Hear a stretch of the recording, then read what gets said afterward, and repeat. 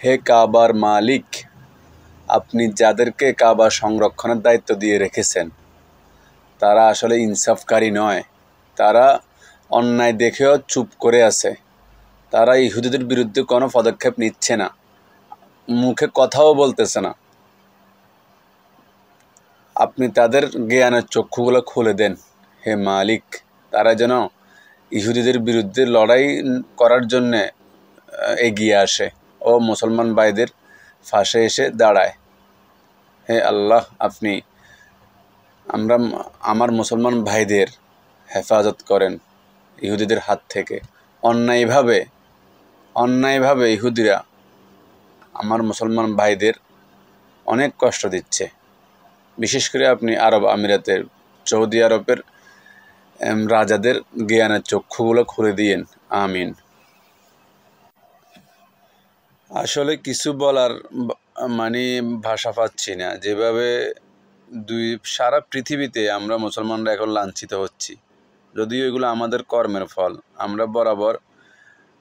আমরা আল্লাহর কাছে আসলে ওইভাবে ক্ষমা চাইতে পারতেছি না। আমরা পাপের ভিতরে ডুবে আছি। এই জন্য আল্লাহ পাকের সাহায্য আমাদের মুসলমানদের পাশে আসতেছে না। ইনশাআল্লাহ একদিন আসবে, অবশ্যই আসবে। অন্যায়ভাবে ইসরায়েল কত দেশের সাথে আক্রমণ করতেছে, অন্যায়ভাবে, কোনো দরকার নাই, তারপরও আক্রমণ করতেছে। যদিও সব কিছুর মূলে শয়তান ও ট্রাম্প। শয়তান এই শয়তানটা সব কিছুর মূলে এই শয়তানটা যতবারে ক্ষমতা আসছে ততবারে সারা বিশ্বে সে যুদ্ধ লাগিয়ে রাখে। এ বান্দরের বাচ্চার সমস্যাটা আমি বুঝলাম, সে মনে এগুলো করে আনন্দ পায়। আসলে দুঃখ লাগে।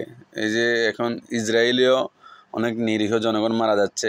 ইরানে তো অলরেডি অনেক ছেড়ে গেছে, প্রায় 1000-2000 মারা গেছে সম্ভবত। যদিও রাষ্ট্রীয় টেলিভিশন বলতেছে ইরানের 500-600 এরকম, আরও বেশি গেছে। আসলে আমার মনে হয় দ্বিতীয় বিশ্বযুদ্ধ পৃথিবীতে চালু হবে, মনে হয়। যাই হোক, আল্লাহ পাক সবাইকে সহি বুঝ দান করেন। আর আসলে কিছু বলার না, আমরা তো ছোট মানুষ, আমাদের হাতে এত বড় পাওয়ার নেই যে পৃথিবীটাকে শান্ত করতে পারবো। আমাদের হাতে শুধু ইমানি শক্তিটা আছে।